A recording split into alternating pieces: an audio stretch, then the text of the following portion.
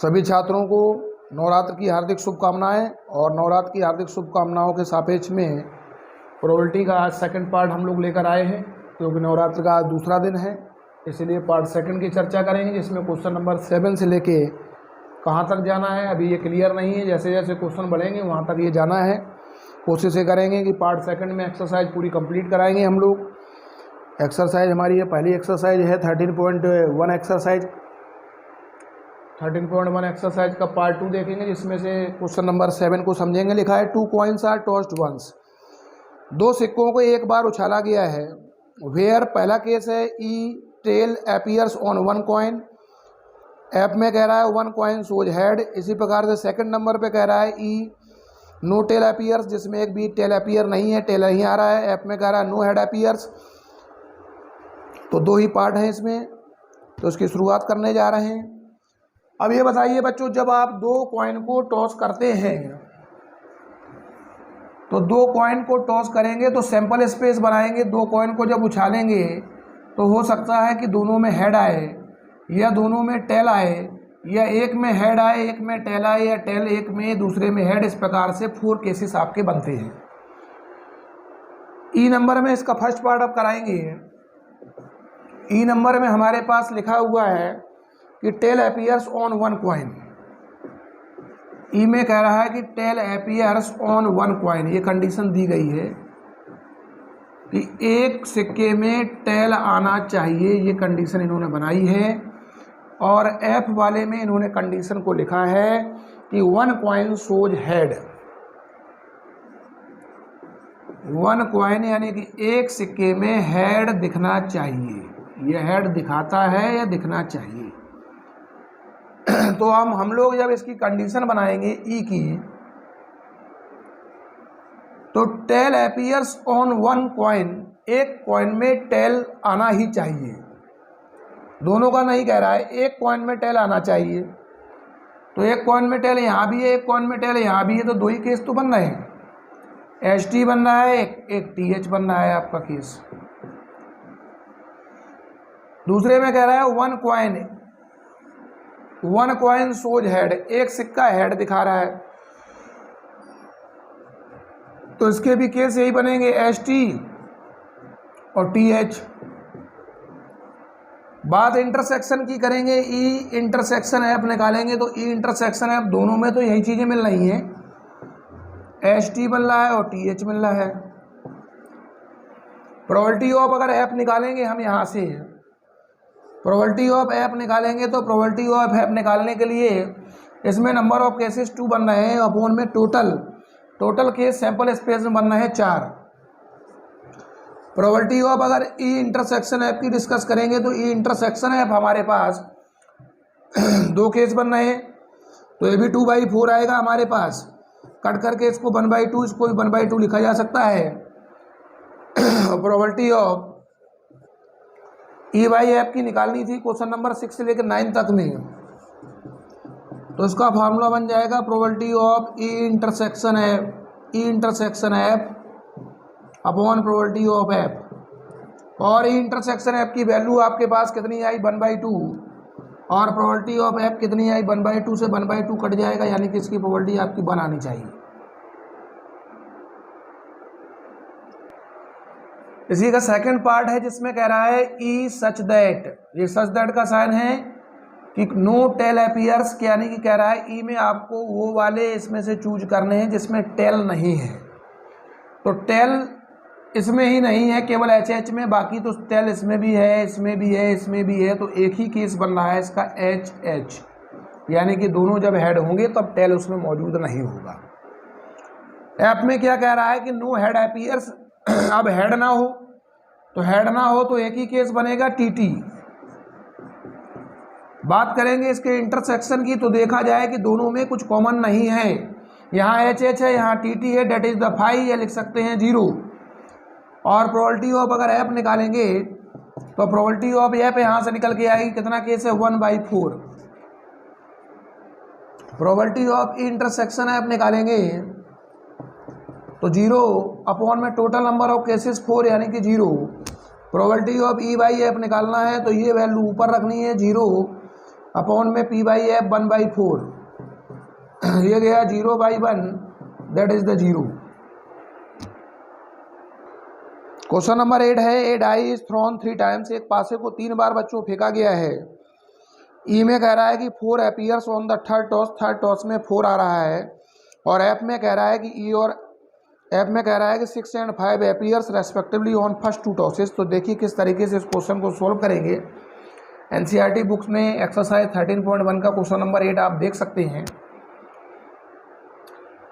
अगर आप एक सिक्के को 3 बार उछालते हैं, एक कॉइन को, एक डाई को, पासे को 3 बार अगर उछालते हैं तो केस कितने बनेंगे?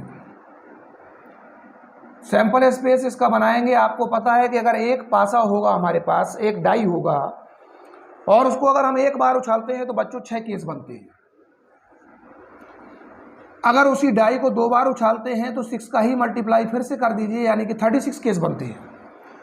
और उसी डाई को एक बार अगर और उछालते हैं तो एक 6 का मल्टीप्लाई और कर दीजिए। अगर 4 बार कोई कहे तो एक बार और कर देना। तो टोटल इसके सैंपल स्पेस में नंबर ऑफ एलिमेंट्स 216 बनेंगे, 216 बनेंगे। तो यहाँ तक क्लियर हो गया। आप फर्स्ट पार्ट में हमसे कह रहा है कि 4E में कह रहा है कि 4 appears on the third toss. 4 जो है आ रहा है ऑन थर्ड टॉस। ये हल्की सी कंडीशन को हमने यहाँ पर नोट कर लिया है कि ई का बनाना है। और एफ में हमसे कह रहा है कि 6 and 5 appears, 6 and 5 appears respectively on first 2 tosses. ये हमें कंडीशन दी गई है। कंडीशन नोट इसलिए कर ली है कि बार बार हमें बुक में देखना नहीं पड़ेगा और आपको भी थोड़ा सा आराम रहेगा। अगर 4 अपीयर है तीसरे टॉस में तो कंडीशन हमारी क्या बनेगी? 1 पहले वाले में वो डाई में 1, दूसरे में 1 और तीसरे में हो गया 4। 1 1 4, क्योंकि थर्ड टॉस ये है, इसमें 4 आ रहा है। दूसरा केस बनाएंगे, इसको 1 बनाए रखें, बीच वाले को चेंज करते जाएं। 1 2 4 बहुत ही आसान। 1 3 4, 1 3 4 लिखें, उसके बाद 1 4 4 लिखें, 1 5 4 लिखें और 1 6 4 लिखें। आपने देखा बड़ा आसानी से लिख दिया, केवल बीच वाले को चेंज करते चले गए यहाँ से लास्ट तक। उसके बाद दूसरा है, अब यहाँ 1 से शुरू किया था तो 2 से शुरू करना है आपको। 2 1 4, 2 2 4, 2 3 4, 2 4 4, 2 5 4, 2 6 4। उसके बाद 3 1 4 से शुरू करेंगे। 3 1 4, 3 2 4, 3 3 4, 3 4 4, 3 5 4, 3 6 4। उसके बाद 4 1 4 से शुरू करेंगे। कहाँ तक जाएंगे अब तो समझ गए होंगे किस पैटर्न से लिखने हैं, दैट इज द 4 6 4। उसके बाद 5 1 4 से शुरू करेंगे बच्चों। कहाँ तक जाएंगे? 5 6 4 तक। पेपर में लिख भी सकते हैं आप। 6 1 4 से कहाँ तक जाएंगे? 6 6 4 तक। तो टोटल नंबर ऑफ केसेस हमारे पास जो बने ई के, अगर 1 लाइन में 6 हैं तो 12 18 24 30 36। ये याद रखना है कि टोटल ये 36 बन रहे हैं।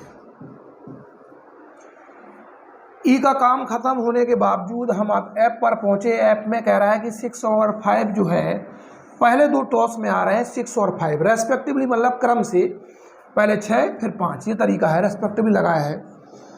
तो पहला 6 5 1 बनेगा। 6 5 आना ही चाहिए पहले 2 टॉसेस में। 6 5 2 से लेके 6 5 6 तक आपको केसेस बनाने होंगे। ये टोटल केसेस बनेंगे 6। क्लियर? अब आपको देखना है कि ई इंटरसेक्शन ऐप में कितने एलिमेंट्स हमारे यहाँ पर आ रहे हैं। तो ई इंटरसेक्शन ऐप में देखा जाए कि 6 5 1 यहाँ 651 है तो क्या 651 यहाँ होगा? सोचिए।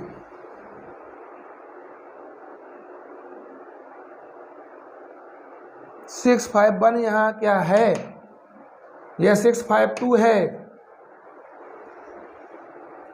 देखिए 664 तक चला गया है ये, तो इसका मतलब 654 आएगा। 654 मिलेगा आपको, 654 इस लाइन में मिलेगा आपको। क्यों? 664 के पहले आपने लिखा होगा 654, जो कि दिखाई नहीं दे रहा था आपको, थोड़ी सी समस्या हुई देखने में। आप देख सकते हैं कि अगर 654 यहाँ भी मौजूद होगा, 3 के बाद 4 यहाँ मौजूद होगा, इसके बाद 5 होगा, इसके पहले तो ये दोनों में कॉमन है, तो 654 is only element that is the common between E and F. अब पी ई बाई एफ हम यहाँ से निकालेंगे। इसके लिए फार्मूला आपको पता है, probability of E intersection F, जो कि फार्मूला को यहाँ पर लिखेंगे upon probability of F. Channel में नए हो तो चैनल को सब्सक्राइब करना और बेल आइकन को दबाना ना भूलें, क्योंकि हमारा मकसद है कि दिसंबर तक आपको पूरा एनसीईआरटी क्लास 12th का पूरा कोर्स आपको देखने को मिलेगा। दिसंबर तक, 31 दिसंबर तक आपको पूरा कोर्स मिल जाएगा। इसके बाद इम्पोर्टेंट क्वेश्चंस भी रहेंगे बीच बीच में। इंटरसेक्शन ऐप का केस 1 बना और अपॉन में टोटल केसेस कितने बने थे? 216। प्रोबेबिलिटी ऑफ अगर ऐप की बात की जाए तो ऐप में हमारे पास केसेस बने थे बच्चों 6 और अपॉन 216 से 216 cancel, 1/6 is the answer of this question. Question number 9 हमारे पास है, mother father and son line up at random for a family picture. E में लिखा है सन ऑन वन एंड, यानी कि सन जो है वो एक एंड पर खड़ा है और एप जो है फादर इन मिडिल में फादर है। देखिए किस तरीके से क्वेश्चन को सॉल्व करेंगे। क्वेश्चन नंबर 9,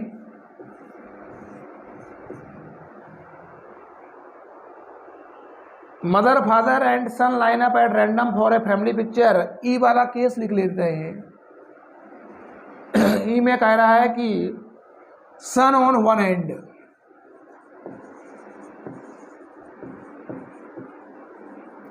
और एफ वाले में क्या कह रहा है? Father in middle.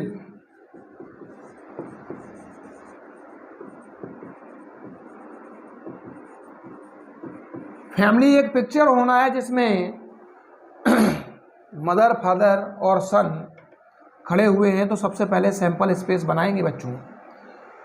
मान लीजिए, आप कल्पना कीजिए कि आपके घर में 3 लोग हैं, माता पिता और आप।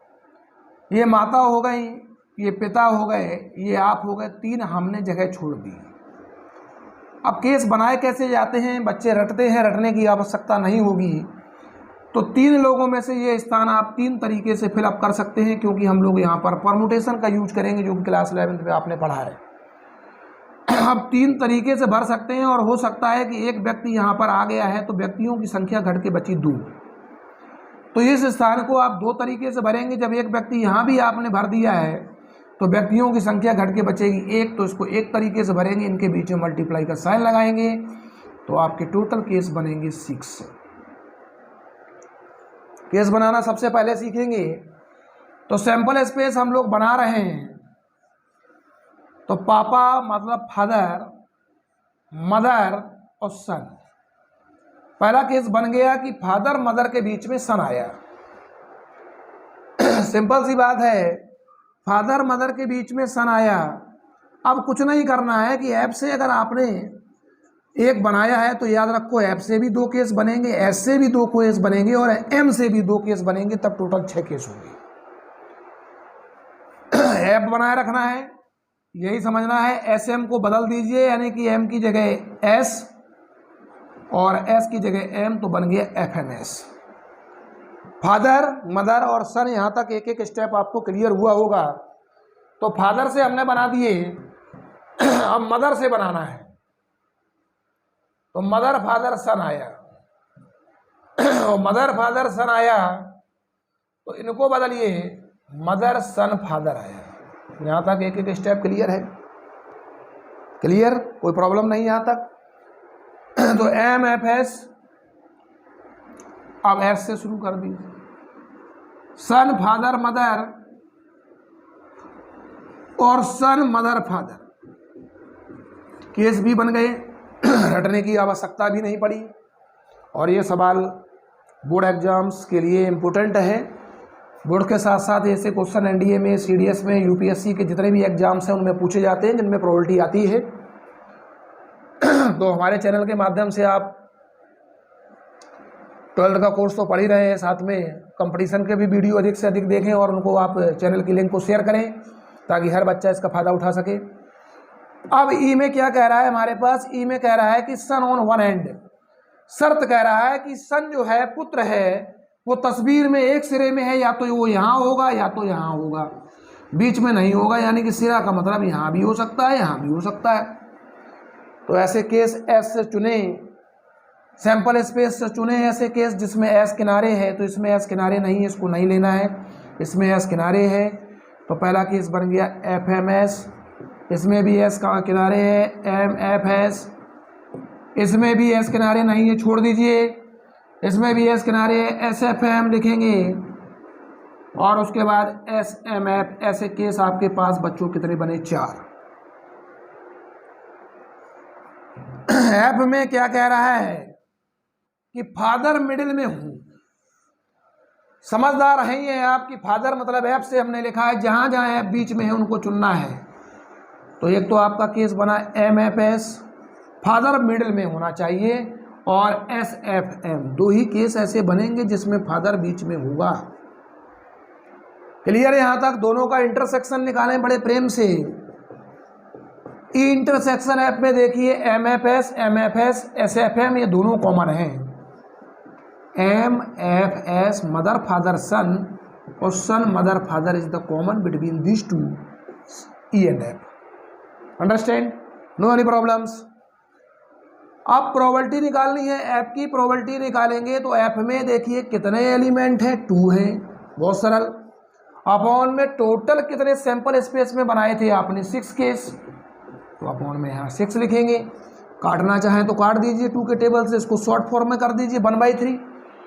उसके बाद प्रोबेबिलिटी अगर ई इंटरसेक्शन एफ की आप फाइंड करते हैं यहाँ से, तो ई इंटरसेक्शन एफ में भी केस आपके 2 बने थे। तो 2 अपॉन में टोटल केस 6, इसको भी आपने डिवाइड किया तो 1/3। अब आपसे क्वेश्चन नंबर 9 तक ई बाई एफ पूछ रहा था, 6 से 9 तक। तो इसका फार्मूला आपको पता है, probability of E intersection F. हो सकता है कि ये सवाल क्वेश्चन का फार्मूला आपको अभी तक रट गया होगा, क्योंकि आपने 1 से लेकर 9 तक में यही फार्मूले को यूज किया है। इंटरसेक्शन एफ की वैल्यू आपके पास 1/3 है, और प्रोबेबिलिटी ऑफ एफ की वैल्यू है 1/3। तो 1/3 से 1/3 कैंसिल हो गया, तो that is the answer of this question. Question number आपके पास 10 बच्चों क्या है, a black and red dice are rolled. एक काला और एक लाल पासे को रोल किया गया है, फेंका गया है। Find the conditional probability of obtaining a some greater than 9। उसकी कंडीशनल प्रोबेबिलिटी निकालनी है जिसका सम 9 से बड़ा हो।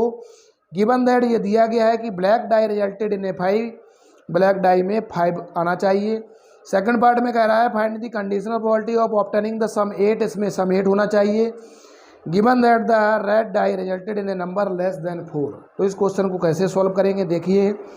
और ये भी क्वेश्चन बोर्ड एग्जाम्स की दृष्टि से महत्वपूर्ण question, that is also important. अभी तक 2 क्वेश्चन इंपोर्टेंट हमने लगाए हैं इस एक्सरसाइज में, पहले लगाए होंगे फर्स्ट पार्ट में, लेकिन पार्ट सेकंड में 2 क्वेश्चन अभी तक महत्वपूर्ण हैं। देखिए ब्लैक और रेड डाइस है, डाइस तो समझते ही होंगे, दैट इज द पासा। और 2 पासे हैं, एक काला है और एक लाल है। इनको अगर रोल किया जाएगा, मैंने आपको बताया था अभी इसके पहले, इस सवाल के पहले, कि पासे को अगर एक बार फेंका जाएगा तो केस बनेंगे 6। पासे के कलर पे मत जाइए कि काला है या लाल है, पासा तो 2 है ना। पासा आपके पास जब 2 है तो टोटल सैंपल स्पेस इसका भी बनेगा 36। क्लियर है? यहाँ तक आपको समझ में आ गया। Conditional probability of obtaining a sum greater than 9। Sum first part में कह रहा है कि सम आपका 9 से बड़ा होना चाहिए। ए पार्ट में कह रहा है कि सम 9 से बड़ा होना चाहिए, तो 9 से बड़े इसमें कौन कौन से बनेंगे उनको लिखिए। 9 से बड़े चुनने होंगे 36 केस में, जो 9 से बड़े होंगे सम ग्रेटर देन 9, तो 9 से बड़ा आपको पता 10 होता है, और 4 1 से 4 5 तक 4 6 पहला केस बनेगा आपका, 4 6, क्योंकि 4 6 10 होते हैं। 5 वाली लाइन में आएंगे 5 1 5 2 5 3 5 4 5 5 लेंगे, 5 5 10, 9 से बड़ा होना चाहिए, ध्यान रखना है, सम करके चेक करते जाएं। सम यहाँ भी 10 है, सम यहाँ भी 10 है, 9 से बड़ा है, और 5 6 भी आएगा क्योंकि इसका भी सम 9 से बड़ा है, 9 से छोटा नहीं लेंगे।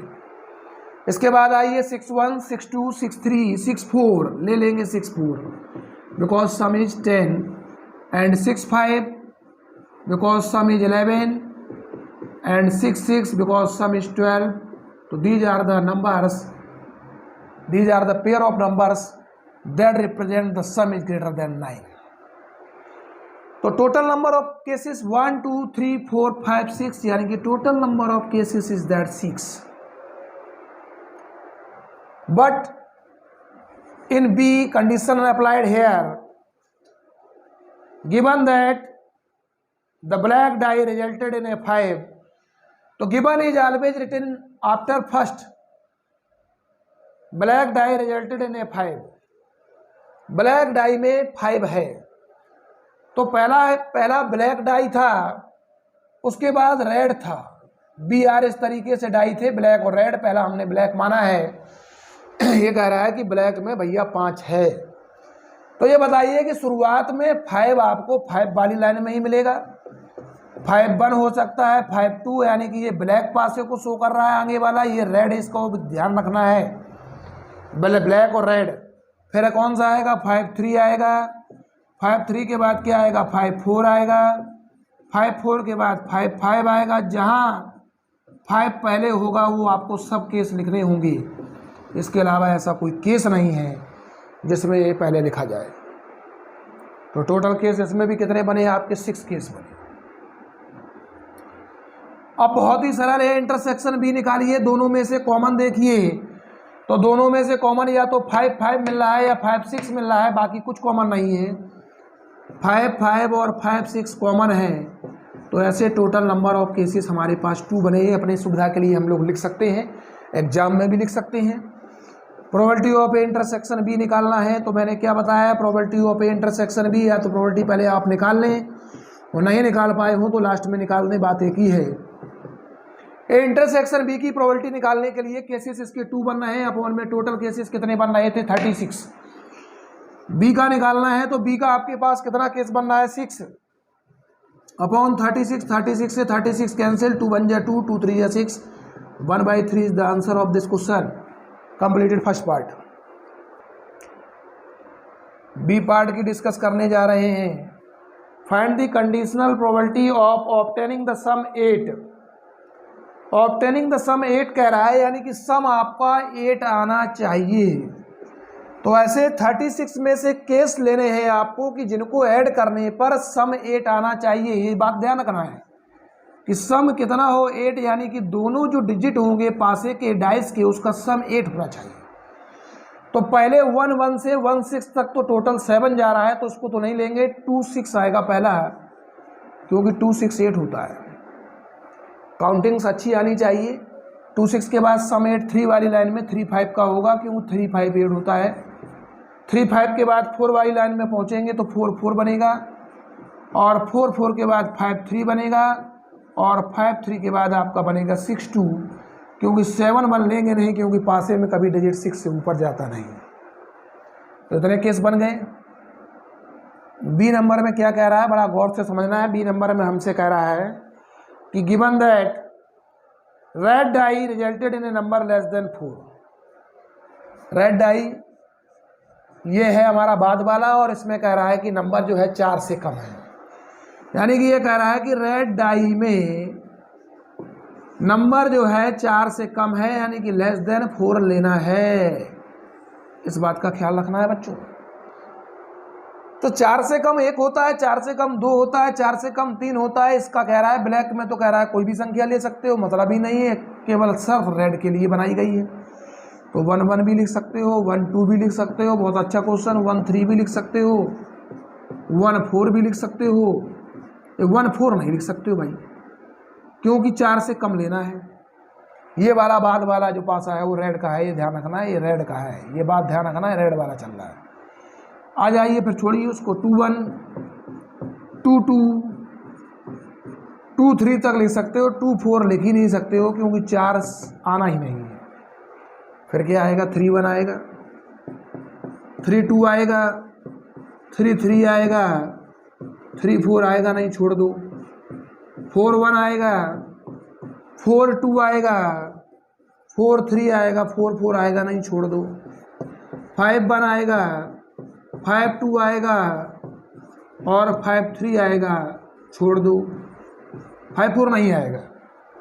फिर क्या आएगा, 6 1 6 2 6 3, यानी कि 6 4 भी नहीं आएगा। काउंट करें, 1 2 3 4 5 6 7 8 9 10 11 12 13 14 15 16 17 18 टोटल केसेस बनते हैं जिसमें रेड डाई में नंबर लेस देन 4 है। इंटरसेक्शन की अगर बात करेंगे कि दोनों में कौन कौन से हमारे एलिमेंट्स कॉमन होंगे पेयरिंग में, तो देख सकते हैं कि यहाँ पे 2 6 मौजूद है तो 2 6 यहाँ मौजूद नहीं है। 3 5 मौजूद है तो 3 5 भी मौजूद नहीं है। 4 4 है तो 4 4 नहीं है। 5 3 है तो 5 3 है, दोनों में है, देख सकते हो। 5 3 दोनों में हो गया और 6 2 दोनों में हो गया। That is the 6 2। अब हमको यहाँ पर टोटल नंबर ऑफ केसेस हमारे 2 बन रहे हैं, पी ए बाई बी निकालना है। फार्मूला लगाएंगे, probability of A intersection B upon probability of B. ये फार्मूला आपको याद हो गया होगा, इसीलिए कहते हैं मैथ में कि practice makes a perfect man. अगर आप अभ्यास नहीं करेंगे तो मैथ नहीं आएगी, इस बात का ख्याल रखिए। और मैथ एक ऐसा सब्जेक्ट है जो रटने से सवाल नहीं आता है, सवाल रटा हुआ कुछ समय बाद भूल जाएंगे। तो इंटरसेक्शन बी 2 अपॉन में टोटल नंबर ऑफ केसेस कितने बने, 36, और प्रोबेबिलिटी ऑफ बी में टोटल केसेस बने 18 अपॉन 36। टोटल नीचे लिखेंगे, इससे ये कैंसिल। 2 का टेबल अच्छी तरीके से आता होगा। 1/9 ये बी पार्ट का आंसर है। That is the answer of this question. Part 2 बच्चों कंटिन्यू चल रहा है, लेकिन आप लोग चैनल को शेयर करने में या वीडियो को लाइक करने में कंजूसी कर रहे हैं, तो सबसे पहले आप चैनल को सब्सक्राइब करें और शेयर करें और बेल आइकन को दबा लीजिए, क्योंकि लेटेस्ट आपको जब वीडियो अपलोड होगा तो उसकी जानकारी आपको मिल जाएगी। क्वेश्चन पे आते हैं, क्वेश्चन नंबर 11 जो कि इम्पोर्टेंट लगाया गया है। तो 2024 बोर्ड एग्जाम्स के पर्पज से a fair die is rolled, एक फेयर डाई को रोल किया गया है। कंसीडर इवेंट्स, इवेंट्स को कंसीडर किया गया है कि ई में 1 3 5 आ रहा है, एफ में 2 3 आ रहा है और जी में ये आ रहा है। 3 चीज़ें उन्होंने ली हैं, ई एफ जी। तो फाइंड करना है आपको ई बाई एफ और एफ बाई ई, इसको निकालना है। तो सबसे पहले ये देखना होगा हमें यहाँ पे गौर से कि ई में तो 1 3 5 आ रहा है, इसमें 2 3 आ रहा है। तो टोटल हमारे पास, तो जब भी फेयर डाई को आप रोल करेंगे तो आपको पता है एक पासा है, तो मैंने बताया था कि इसके 6 केस बनते हैं। 2 होते तो 36 बनते। एस सैंपल स्पेस निकाल लिया। ये बताइए ई बाई एफ निकालने का फार्मूला तो आपको पता ही है, इंटरसेक्शन एफ चाहिए और पी एफ चाहिए, तो दोनों का इंटरसेक्शन निकाल लीजिए। तो ई इंटरसेक्शन एफ निकालेंगे तो ई के एलिमेंट्स हमारे पास है 1 3 5, इंटरसेक्शन का साइन लगाएंगे, और एफ के एलिमेंट हैं आपके पास 2 3। तो देखिए दोनों में से क्या कॉमन है, तो जो 3 यहाँ मौजूद है वो 3 यहाँ मौजूद है, यानी कि दोनों में हमारा 3 कॉमन है। 3 कॉमन का मतलब हमारे पास नंबर ऑफ एलिमेंट देखा जाए तो 1 ही हुआ। और एफ में क्या था, एफ में हमारे पास नंबर ऑफ एलिमेंट्स 2 है, 2 3। तो ये हमारे पास दो केसेस बन गए। अब यहाँ पे हमें ई भी लिखना पड़ेगा। ई में नंबर ऑफ केसेस कितने बन रहे थे, 135। तो ई में हमारे पास टोटल केसेस बन गए 3। सभी की प्रोबेबिलिटी निकाल लो, इसकी अलग निकाल कर रख लीजिए। Probability of E intersection F कितनी हो जाएगी, 1 अपॉन टोटल केसेस कितने हैं, 6। क्लियर। प्रोबेबिलिटी ऑफ एफ निकालें। प्रोबेबिलिटी ऑफ एफ निकालने के लिए 2/6। प्रोबेबिलिटी ऑफ ई निकालें। ई में केसेस बने हैं 3/6, बाद में कट कर लेंगे। पी बाई एफ निकालना है फर्स्ट पार्ट की तरफ। फर्स्ट पार्ट का सॉल्यूशन ई बाई एफ निकालना है, तो इसका फार्मूला आपको पता है। Probability of E intersection F की वैल्यू ऊपर रखेंगे और जो बाद में है पी एफ उसको नीचे रखेंगे। पी एफ हमारे पास 2/6 है, 6 से 6 बच्चों कैंसिल, यानी कि 1/2 इसका आंसर आ गया। और प्रोबेबिलिटी अगर एफ बाई ई की हमें निकालनी होगी तो एफ बाई ई की प्रोबेबिलिटी में इंटरसेक्शन एफ की वैल्यू तो दोनों में सेम रहेगी 1/6। और प्रोबेबिलिटी ऑफ ई कितनी है, 3/6। 6 से 6 बच्चों कैंसिल, दैट इज द 1/3, यानी कि फर्स्ट पार्ट के आंसर आ गए हाफ और 1/3। सेकंड नंबर में हमसे पूछ रहा है, इसी का सेकंड पार्ट है कि probability of E by G and probability of G by E निकालना है। तो इसमें भी कोई बड़ी बात नहीं है। जब आपने फर्स्ट पार्ट किया है तो इसमें आपको ईजी लेने हैं भाई। प्रोबेबिलिटी ऑफ ईजी आप डायरेक्ट निकाल सकते हैं, समझ में तो आ ही गया है। तो इसका मैं फार्मूला आपको बता दे रहा हूँ क्या होता है। प्रोबेबिलिटी ऑफ ई इंटरसेक्शन जी, और जो चीज़ यहाँ अपॉन में है वही अपॉन में रखना है, ये याद रखना है। इंटरसेक्शन जी देखिए, ई ये रहा, जी ये रहा, दोनों में कॉमन 3 5 ही तो है, 3 5। तो दोनों में 2 कॉमन है, तो 2 अपॉन में टोटल केस कितने बनाने, 6 बनाए थे आपने सैंपल एफ से। पीजी की वैल्यू कितनी है, 4 अपॉन में 6, 6 से 6 कैंसिल, 2 बन जा 2, 2 2 जा 4, यानी कि हाफ इसका आंसर आ गया फर्स्ट पार्ट का। सेकंड है जी वाई ई निकालनी है। जी वाई ई में भी जी इंटरसेक्शन ई करो या ई इंटरसेक्शन जी करो, वैल्यू सेम रहेगी। यानी कि probability of ji intersection E कह सकते हो या ई इंटरसेक्शन जी कह सकते हो, बात एक ही होती है। अपॉन में जो बाद में है प्रोबेबिलिटी ऑफ ई नीचे रहेगा, और जी इंटरसेक्शन ई की या ई इंटरसेक्शन जी की वैल्यू कितनी है, 2/6। और प्रोबेबिलिटी ऑफ ई की ई में वैल्यू कितनी थी, 3, तो ये हो गई 3/6। 6 से 6 कैंसिल हो गया, आंसर आ गया 2/3। That is the second part completed.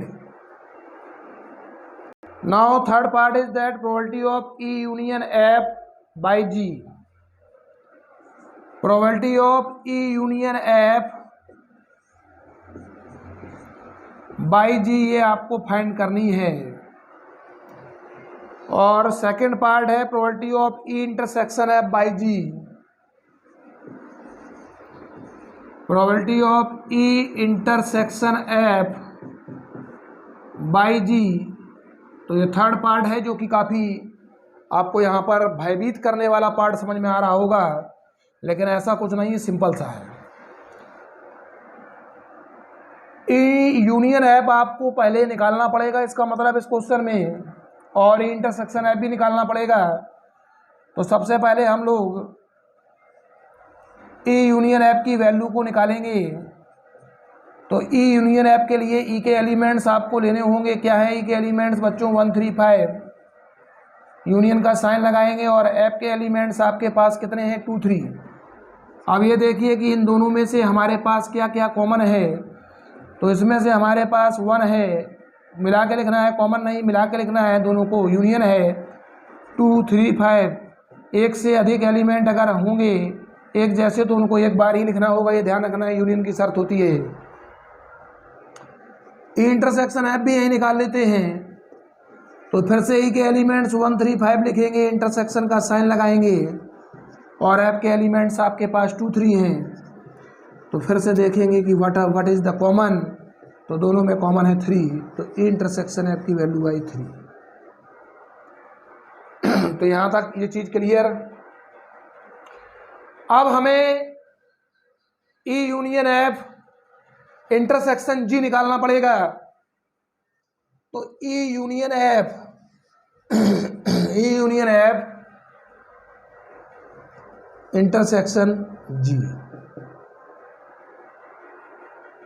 तो ई यूनियन एफ की वैल्यू 1 2 3 5 है। इंटरसेक्शन का साइन लगाएंगे और जी की वैल्यू आपके पास 3 है बच्चों। कितनी है? 3। इंटरसेक्शन मीन्स कॉमन में 3 कॉमन है, यानी कि टोटल एलिमेंट देखा जाए तो 1 है। अब हम लोग ये भी निकाल लेते हैं ई इंटरसेक्शन एफ इंटरसेक्शन जी, जरूरत पड़ेगी, दोनों पार्ट एक ही बार में हो जाएंगे। तो ई इंटरसेक्शन एफ इंटरसेक्शन जी, तो ई इंटरसेक्शन एफ की वैल्यू 3, इंटरसेक्शन जी की वैल्यू 2 3 4, जी की वैल्यू हमारे पास है, इसमें हमने वैल्यू रखी थी ई यूनियन एफ की, तो ई यूनियन एफ की वैल्यू हमारे पास आई 1 2 3 5। इंटरसेक्शन जी, तो जी की वैल्यू तो हमारे पास यहाँ पे देखी जाए तो 2 3 4 5 था, इसको थोड़ा सा सुधार लें। यहाँ पे जी की वैल्यू हमारे पास 2 3 4 5 है बच्चों। अब देखें कि इन दोनों में क्या कॉमन है, तो इन दोनों में 2 3 5 कॉमन है, 2 3 5, तो टोटल तो 3 केस बने इसमें। ई इंटरसेक्शन एफ की वैल्यू 3, इंटरसेक्शन जी, जी की वैल्यू ऊपर है 2 3 4 5। अब ये बताइए कि इन दोनों में से क्या कॉमन है, तो 3 कॉमन है, तो टोटल नंबर ऑफ एलिमेंट इसमें कितना बना? 1। फर्स्ट पार्ट इसका सॉल्व कर रहे हैं, तो probability of E union F by G find करना है पहले पार्ट में। तो फार्मूला क्या बनेगा? Probability of E union F, probability of E union F और इंटरसेक्शन जी अपॉन में क्या लिखोगे? Probability of ji. क्लियर यहाँ तक स्टेप? अब इसकी वैल्यू हमारे पास कितनी थी? यूनियन एफ इंटरसेक्शन जी की 3 एलिमेंट्स बन रहे थे, 3 अपॉन में टोटल 6 चल रहे थे। जी वाले देखें, जी वाले कितने हैं? 1 2 3 4, 4/6, 6 से 6 कैंसिल, फर्स्ट पार्ट का आंसर आ गया 3/4।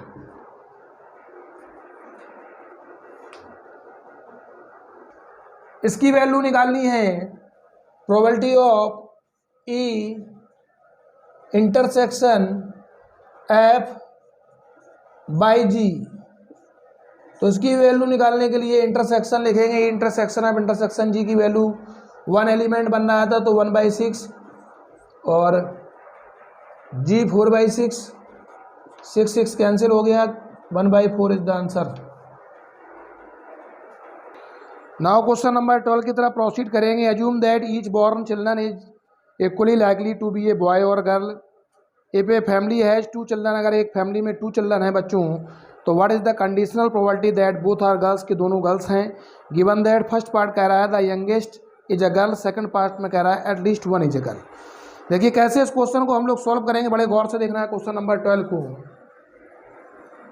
सैंपल स्पेस बनाएंगे, कह रहा है कि एक फैमिली में each born child is likely to be a girl, और पे फैमिली है 2 चिल्ड्रन हैं, तो 2 चिल्ड्रन हैं तो हो सकता है कि दोनों बॉय हों, या हो सकता है कि दोनों गर्ल्स हों, या हो सकता है कि बड़ा वाला बॉय, छोटी वाली लड़की गर्ल, पहला बच्चा यानी कि गर्ल हो, दूसरा बॉय हो। तो ऐसे 4 केस हमारे पास बनते हैं, BB GG, BG GB, boy boy, girl girl, boy girl, girl boy.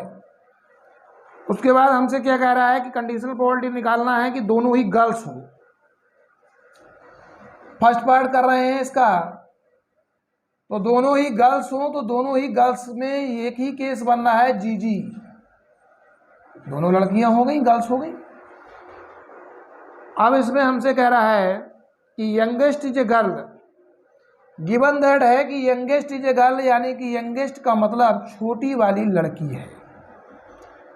तो छोटी वाली लड़की है, ये कंडीशन है, तो इसमें छोटी लड़की तो है ही नहीं, इसको लेना नहीं है। इसमें पहले बड़ा वाला बच्चा हुआ, फिर छोटा वाला बाद वाला हुआ, तो जी ले लेंगे आप।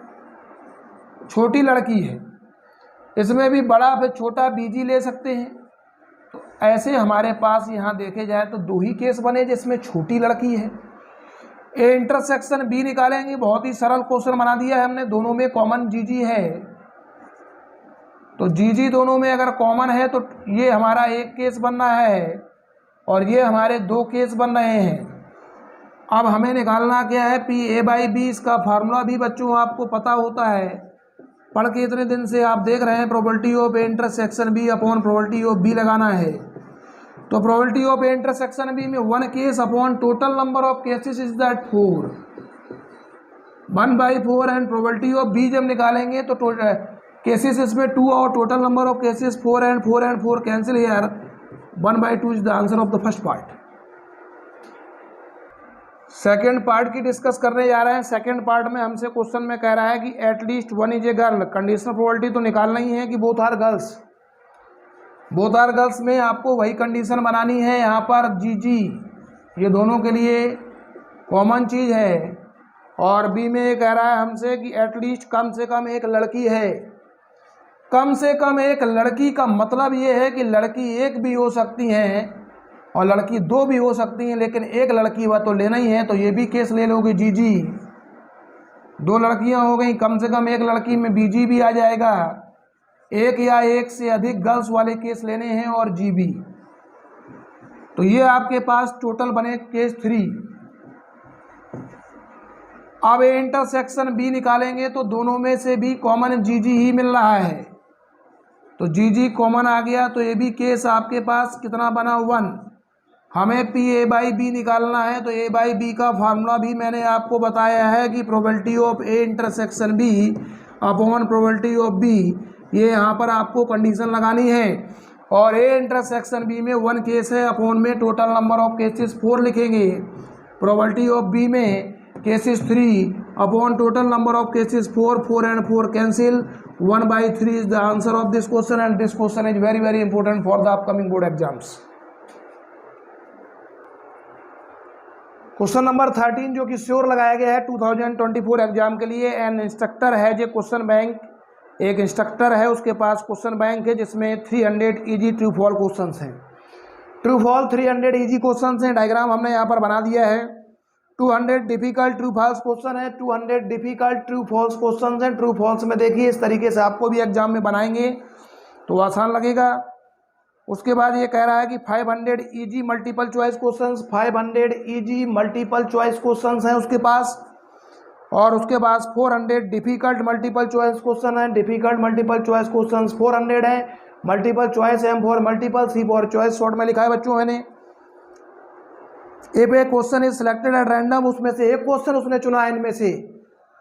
From the question bank what is the probability, उसकी प्रोबेबिलिटी पूछ रहा है that it will be an easy question, कि वो एक इजी क्वेश्चन होगा। इसकी प्रोबेबिलिटी पूछ रहा है कि वो एक इजी क्वेश्चन होगा।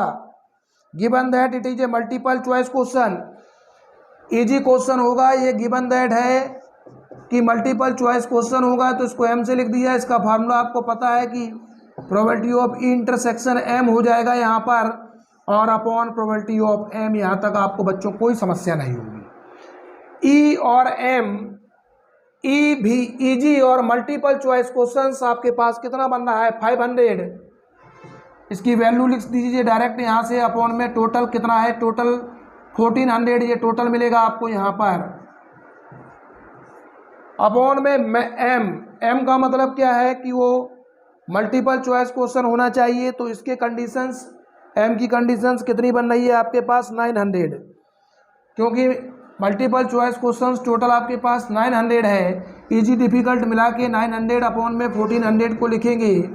इससे ये कैंसिल, 2 जीरो से 2 zero cancel, 5/9 is the answer of this question. कैसा लगा बच्चों क्वेश्चन, जरूर कमेंट में इस क्वेश्चन के बारे में जरूर लिखें कि कैसे आपको कैसा लगा, समझ में आया कि नहीं आया, भी बताएं।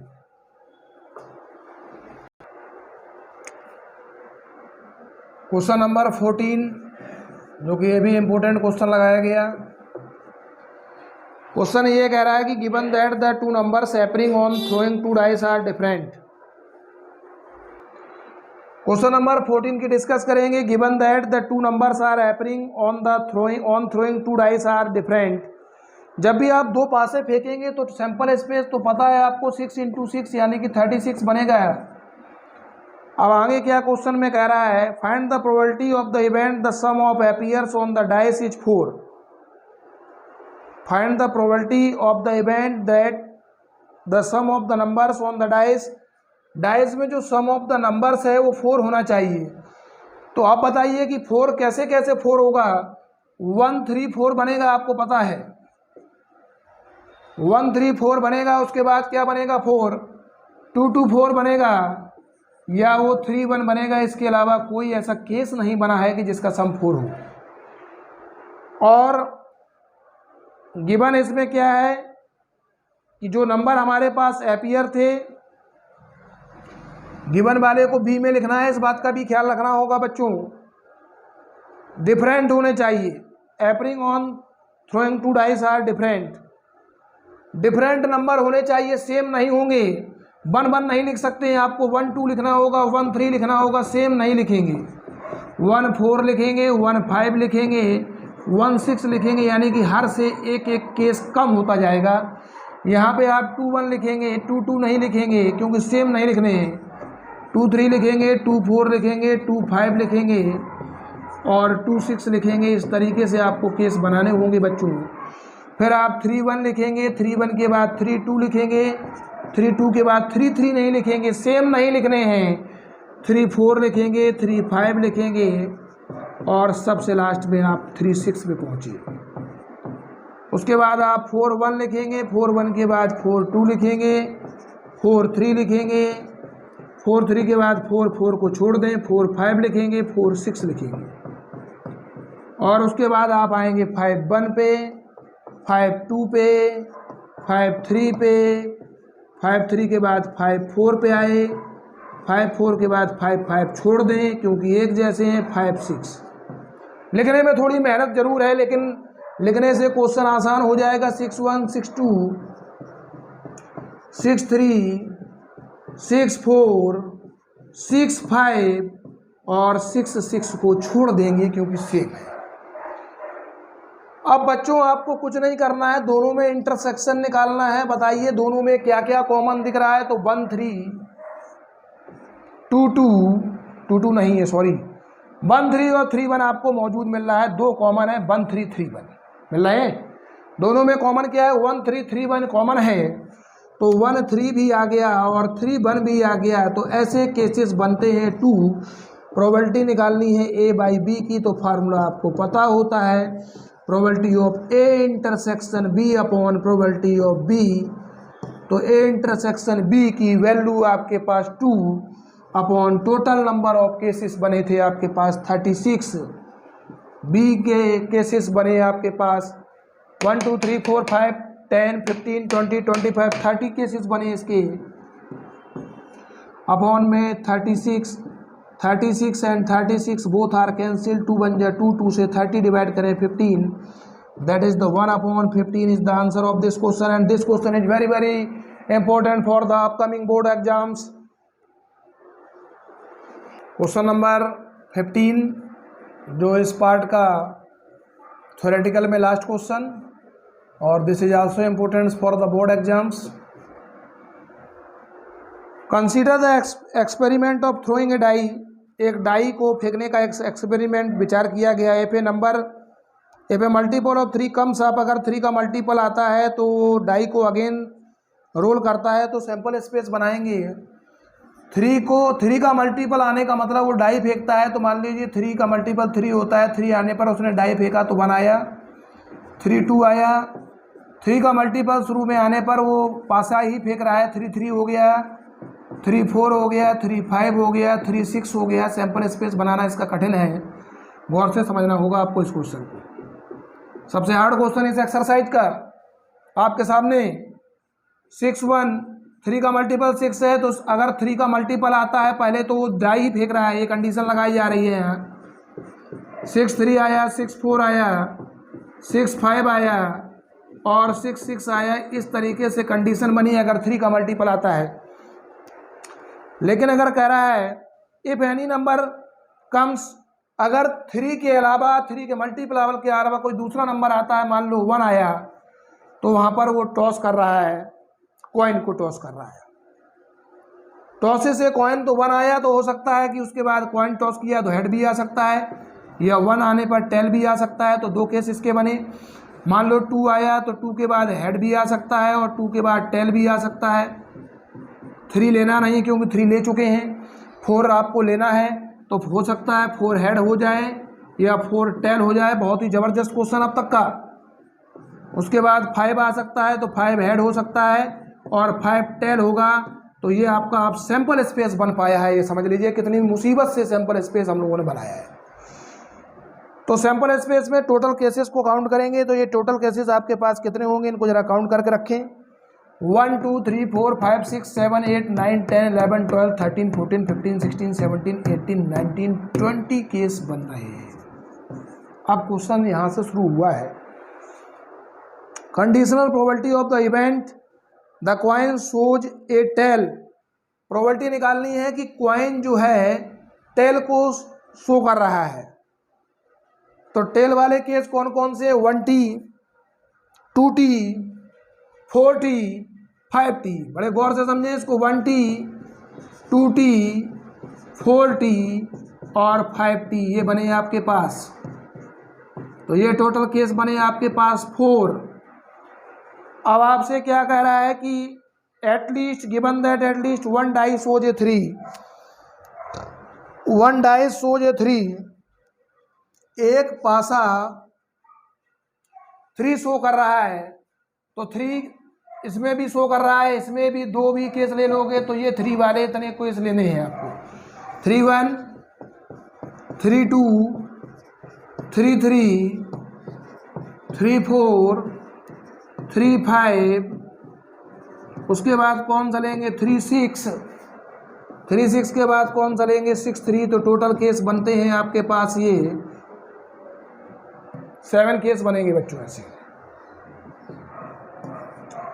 अब इसका इंटरसेक्शन बी निकालेंगे तो probability of B intersection B निकालेंगे तो देख सकते हैं कि दोनों में कुछ क्या कॉमन है। इंटरसेक्शन बी आप निकालेंगे, प्रोबेबिलिटी इसमें से कॉमन है तो पहले इंटरसेक्शन बी निकाल लीजिए। यहाँ इंटरसेक्शन बी में कुछ कॉमन नहीं मिल रहा है तो 0 हो गया। और इसके अगर वो बनाने हैं आपको तो इसकी भी प्रोबेबिलिटी 0 रहेगी, क्योंकि 0 है तो ये आपकी 0 ही प्रोबेबिलिटी इसकी रहेगी। क्योंकि इंटरसेक्शन भी हमारे पास 5 था तो इसकी प्रोबेबिलिटी हो गई 0।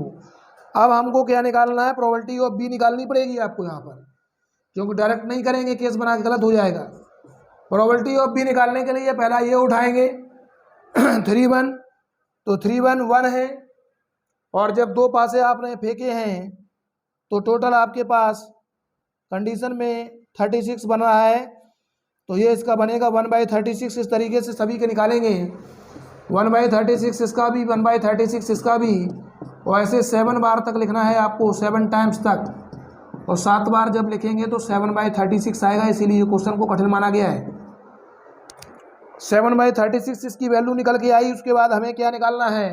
Probability of A by B निकालना है। तो probability of intersection B 0 upon में प्रोबेबिलिटी ऑफ बी 7/36। 36 आपका ऊपर गया और 36 का मल्टीप्लाई इसमें आप 0 में करेंगे, 0/7। That is the 0 is the answer of this question. देखिए एमसीक्यू क्वेश्चन आ गया जो कि सीबीएसई आईएससी में 20 क्वेश्चंस का टारगेट रखा गया है, बट यूपी बोर्ड में शायद कम आए क्योंकि 12th क्लास है। 9th 10th में तो आपको 20 देखने को मिल सकते हैं। तो प्रोबेबिलिटी ऑफ ए हाफ है, प्रोबेबिलिटी ऑफ बी 0 है, probability of A by B निकालना है। तो मैंने आपको फार्मूला बताया था कि प्रोबेबिलिटी ऑफ अगर ए बाई बी आपको निकालना होगा तो उसके लिए फार्मूला बच्चों क्या होता है? Probability of A intersection B upon probability of B. तो this is the formula of probability if we find the probability of any quantity and one quantity is given, then the formula of probability of A intersection B upon probability of B. But in the question is given that intersection B is not given, but we have to given probability of B. So we write here probability of A intersection B is not given, but probability of B 0 and 0 divided by any number divided by any number with 0, then the answer is 0. So first option is the correct answer. 0 divided by 0 of any number, it means infinity. That is the not defined, यानी कि C option is the correct answer of this question. अपने अंतिम पड़ाव पे part second और question number 7 से 17 तक करा दिए गए हैं, इसीलिए हमने यहाँ पर ये जगह छोड़ रखी थी कि लास्ट में जितने क्वेश्चंस होंगे लिख दिए जाएंगे।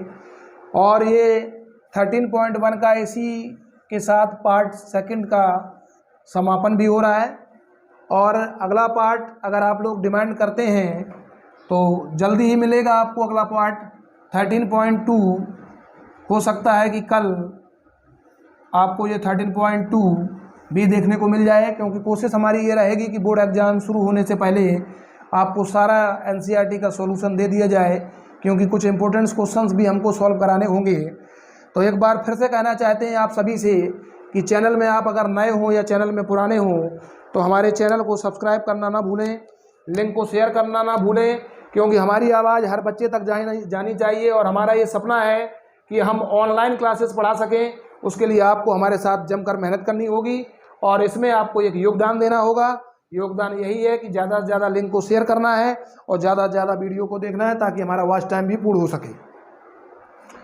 क्वेश्चन नंबर 17 देखते हैं, जो कि last question of exercise 13.1 probability. If A and B are events such that probability of A by B equal to probability of B by A, then first option is that A subset B but A not equal to B, second option is that A equal to B, third option is that A intersection B equals to phi, and last option is that probability of A equals to probability of B। अब इसको हम लोग solve करेंगे। कैसे solve करेंगे?